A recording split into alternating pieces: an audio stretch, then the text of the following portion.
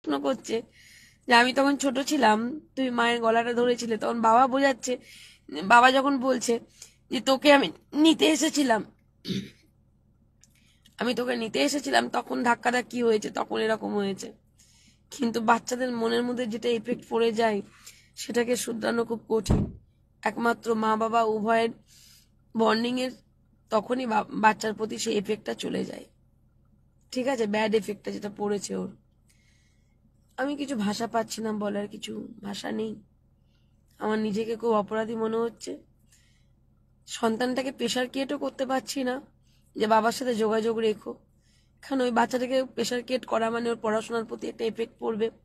এখন একমাত্র পারে সেটা মা, আমি তো পারি না, বলুন, আমি থার্ড পার্সন। আমাদের অনেক সময় অনেক কিছু হাত বাঁধা থাকে, আমরা কিছু করতে পারি না। তাই বোনটিকে, তাদের ফ্যামিলিকে কাউকে না দেখিয়ে আমি বাচ্চাটির বাবাটাকে দেখানোর চেষ্টা করেছি যে সেই বাচ্চাটি বড় হয়ে যেন জানতে পারে সেটাই ও তার বাবা, সে যেন কখনোই না ভুলে যায়, আর বাবাও যেন তার দায়িত্বটুকু পালন করে। দেখি বোন কিছু নেবে না, আমি সেই কারণেই বলছি মেয়েটিকে আমি কোনো দোষারোপ করতে পারিনি। মেয়েটি বলছে আমি খালি হাত পায়ে ডিভোর্স দেব, মিউচুয়াল শুধু খালি সিগনেচারটা চাইছে, এটা তো আমি করে দিতেই পারি দেখুন। কিন্তু আমি একজন সোশ্যাল ওয়ার্কার, একটা বাচ্চার প্রতি যদি বাবাটা কিছু করে থাকে